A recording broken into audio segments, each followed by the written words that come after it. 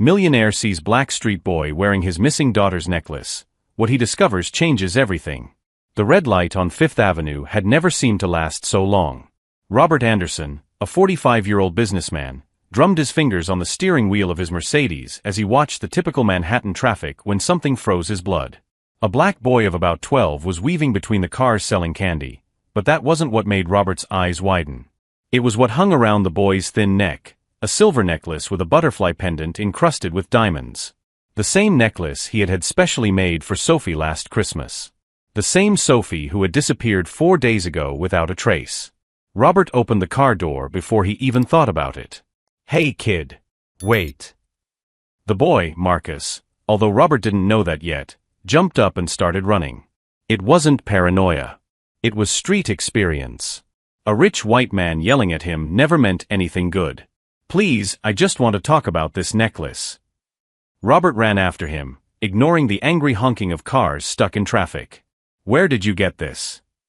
Marcus stopped in the middle of the sidewalk, panting. His brown eyes sized Robert up with the precocious wisdom of someone who had learned to survive on his own. "I didn't steal anything, sir. I swear to God I didn't."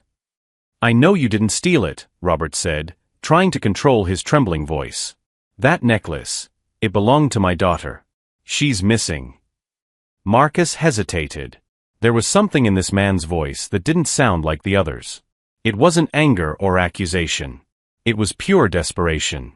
"I found a girl," he whispered finally. "She was hurt, hiding in an abandoned building in the Bronx. I thought she was dead, but she gave me this and asked me to find her father." Robert's world spun. Where is she?" "I took care of her for 3 days. She's alive, but," Marcus bit his lip. "She told me things.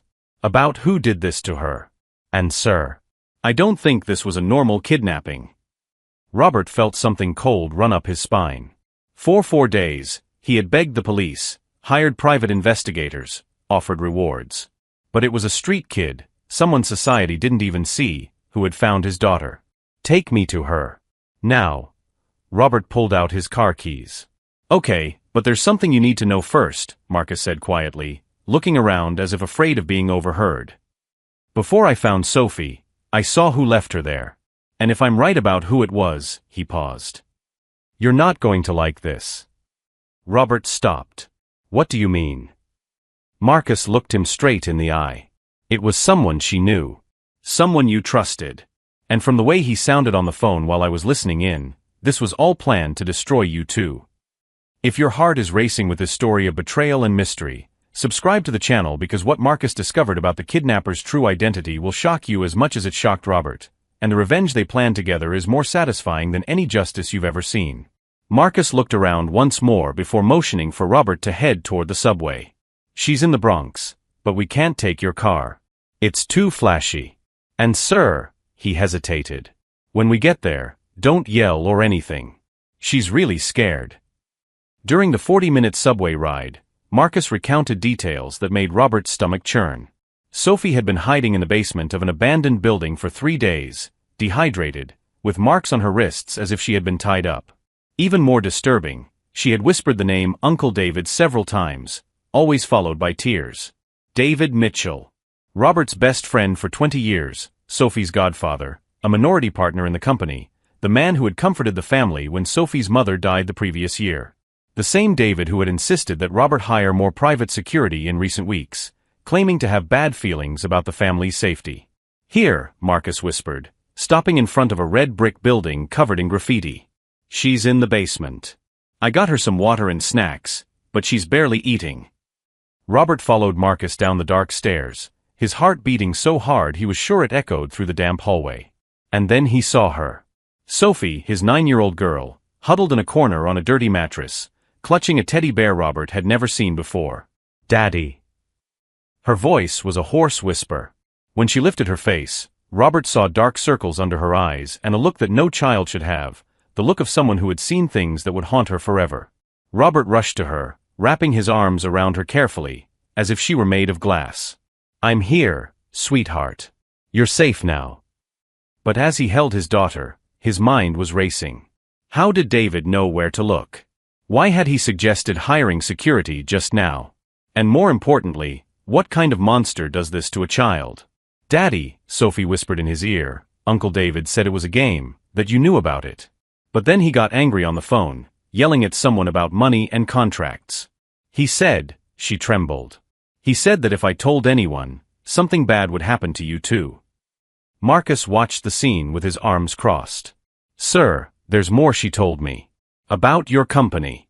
This Uncle David, he was talking on the phone about transferring money, about signing some papers while you were distracted looking for Sophie. Robert felt the blood drain from his body. Over the past 3 days, while he had been desperately searching for his daughter, David had temporarily taken over some of his responsibilities at the company. He had access to the accounts, the contracts, the clients. And Robert had given him permission to do everything, trusting his best friend blindly. He dropped his cell phone once, Marcus continued. I heard him talking to someone. When he finds out what happened to the company, his daughter's pain will seem like nothing. And then he laughed, sir. He laughed like it was the funniest thing in the world. Robert closed his eyes, hugging Sophie tighter. 20 years of friendship, of trust, of sharing joys and sorrows. David had been by his side when his wife died. He had held Sophie in his arms at the hospital. He had been the first to offer help when she disappeared. And now Robert understood why David had insisted so strongly that he not involve the police right away. Let's give it a few more hours, he had said. Maybe she's just lost. The police could complicate things unnecessarily. A few more hours for him to complete his financial sabotage. Marcus crouched down beside them. Sir, I know this is hard to hear, but there's something you need to know about this man. He looked Robert straight in the eye. He's not doing this alone. Yesterday morning, when I brought Sophie her food, I saw him talking to 2 other men in suits near here. I recognized one of them from television. He's that politician who always talks about family and traditional values. Robert's world began to spin. This wasn't just personal betrayal. It was a conspiracy involving powerful people, and he had been the perfect target, a man vulnerable from the recent loss of his wife, completely focused on his business, trusting those closest to him blindly. But as he held Sophie and looked at Marcus, a boy whom society had made invisible, but who had been the only one to truly help his family, something changed inside Robert. The pain was turning into something more dangerous. Determination. Marcus, he said quietly, do you want to help bring these men down? The boy nodded without hesitation. Then we're going to have to be a lot smarter than they think we are. Because what David and his accomplices didn't know was that Robert hadn't risen to the top of the business world by being naive. And now, with the truth revealed and an unlikely ally at his side, the revenge that was taking shape would be more devastating than anything they could have imagined. Over the next 24 hours, while Sophie recovered in a private hospital under a false name, Robert did something David would never have expected. He stopped searching for his daughter publicly. He canceled the media alerts, dismissed the private investigators, and told everyone he needed time to process the situation. David called 3 times that first day, his voice heavy with fake concern. Robert, my friend, you can't give up now. Sophie needs you to be strong. It was almost impressive how sincere he sounded, knowing exactly where she was the entire time. But Robert wasn't giving up. He was planning. And his first move was something no millionaire businessman would ever do. He temporarily moved into a modest apartment in the Bronx, 3 blocks from where Marcus lived on the streets. Because if there was going to be a war, he needed real intelligence, not expensive detectives David could buy. Marcus proved to be a more valuable ally than Robert could ever have imagined. The kid knew every corner of that neighborhood, every homeless person, every broken camera, and every blind spot in the city's surveillance network. More importantly, he was completely invisible to people like David and his henchmen. Mr. Robert, Marcus said one morning, returning from one of his reconnaissance missions. That politician I saw talking to Uncle David? I found out where he stays when he comes to the Bronx. The boy smiled. And it's not somewhere he'd want his wife to know about. But the real stroke of luck came when Robert met Elena Rodriguez, a financial crimes attorney who worked pro bono at a local legal clinic. She was 38, had grown up in the same neighborhood as Marcus, and hated powerful men who abused the system. Let me get this straight, Elena said, reviewing the documents Robert had brought her. Your best friend kidnapped his daughter to buy time to loot his company, and now he's pretending to help you look for her? She laughed bitterly. Typical. And I bet he already has a plan to come out looking like the hero in the end. Elena was right. Through contacts unknown to David, Robert discovered that his best friend had devised a plan to find Sophie in a dramatic staging within 48 hours. He would be the hero who saved his friend's daughter, earning eternal gratitude, and no one would suspect that he had orchestrated the whole thing. Meanwhile, Marcus became the perfect spy. David and his accomplices spoke freely around him, as if he were a piece of furniture.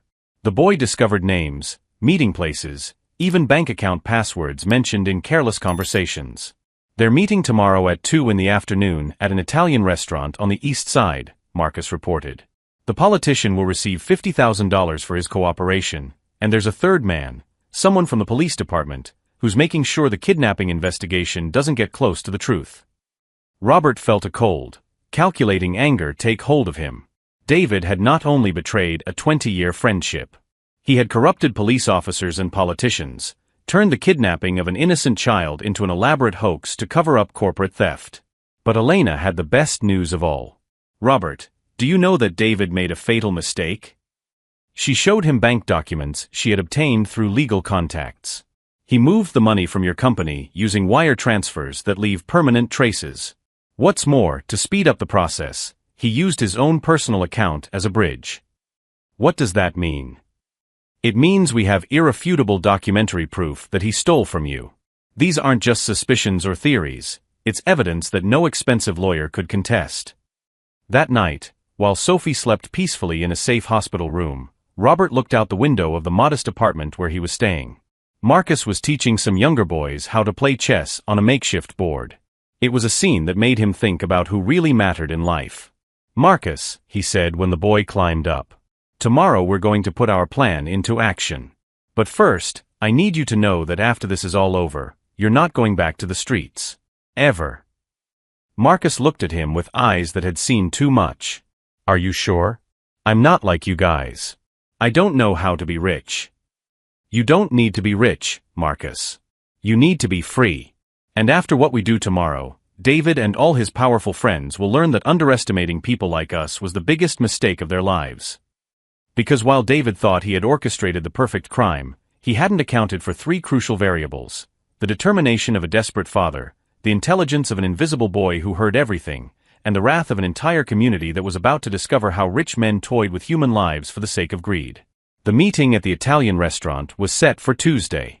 But David and his accomplices didn't know that their every word would be recorded, every transaction documented, and every lie exposed on camera, turning their private betrayal into a devastating public humiliation. What none of them realized was that Robert had learned something fundamental about revenge during those days in the Bronx. Sometimes the best strategy is not to attack from the top down with power and money, but from the bottom up with truth and justice, especially when you have allies your enemies can't even see. Tuesday arrived with a gray sky that seemed to anticipate the storm that was about to break over David Mitchell. At 2 o'clock sharp, he entered the East Side Italian restaurant wearing his $3,000 suit, smiling with the confidence of someone who believes he has orchestrated the perfect crime. Marcus was strategically positioned at a corner table, pretending to be just another delivery boy. No one paid any attention to him, exactly as planned. The discreet microphone sewn into his jacket picked up every word with crystal clarity, transmitting everything to Elena, who was monitoring from a van parked 2 blocks away. "Gentlemen," David said, greeting Congressman Harrison and Detective Murphy. "I hope you appreciate expensive champagne, because today we celebrate our complete victory."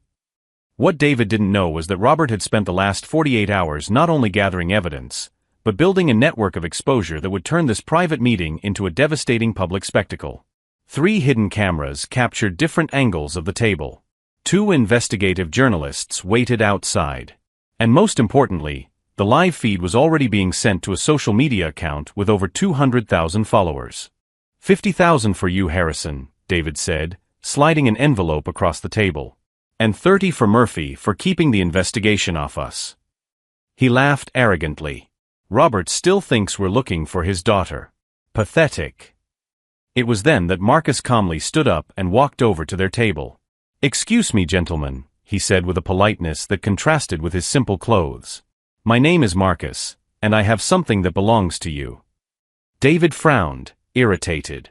"Kid, I don't know who you are, but—" "I'm the one who found Sophie," Marcus interrupted, his voice gaining a firmness that made the 3 men freeze. I'm the one who heard every word you've said over the last 4 days.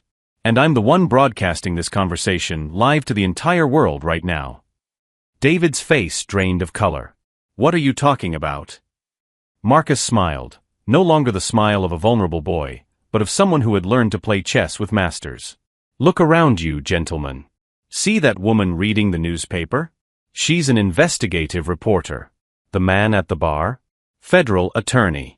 And those 3 people who walked in 5 minutes ago? FBI agents. Harrison tried to stand, but his legs shook so badly he almost fell. That's impossible. We were careful. You were arrogant, said a familiar voice behind them. Robert Anderson appeared, walking calmly toward the table, followed by Elena and 2 federal agents. You underestimated a desperate father, a brilliant lawyer, and especially a boy you couldn't even see. David stood up abruptly, panic finally overcoming his composure. Robert, you don't understand. I can explain all of this. We've been friends for 20 years. Friends don't kidnap their friends' daughters, Robert replied with icy calm. Friends don't steal their friends' companies. And friends certainly don't laugh about causing psychological trauma to a 9-year-old child. Elena opened a thick folder. David Mitchell, you are formally charged with kidnapping, extortion, money laundering, corruption of public officials, and criminal conspiracy. She looked at Harrison and Murphy. You too, gentlemen. But the real devastation was yet to come. Marcus pulled out a tablet, showing the screen to the 3 men.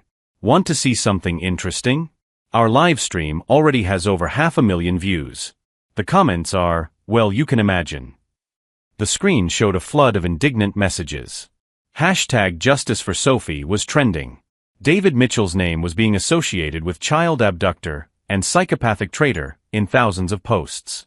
His company had lost 40% of its market value in 2 hours. His wife had already posted a statement publicly divorcing him. Harrison was hyperventilating. My career, my family. I have children. Sophie has a family too, Robert said coldly.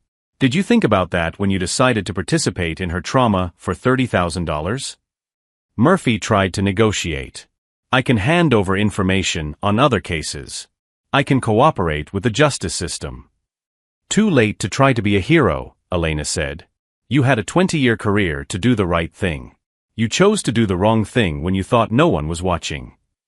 As the 3 men were handcuffed, David made one last desperate attempt. Robert, please. We grew up together. You were best man at my wedding. This can't end like this. Robert stared at him for a long moment. You're right, David. This can't end like this. He paused. This needs to end with complete justice. And then came the final blow. Elena showed him another document. David, do you remember that transfer you made using your personal account as a bridge? Well, it turns out that wasn't just evidence of theft. It was evidence of tax evasion. She smiled.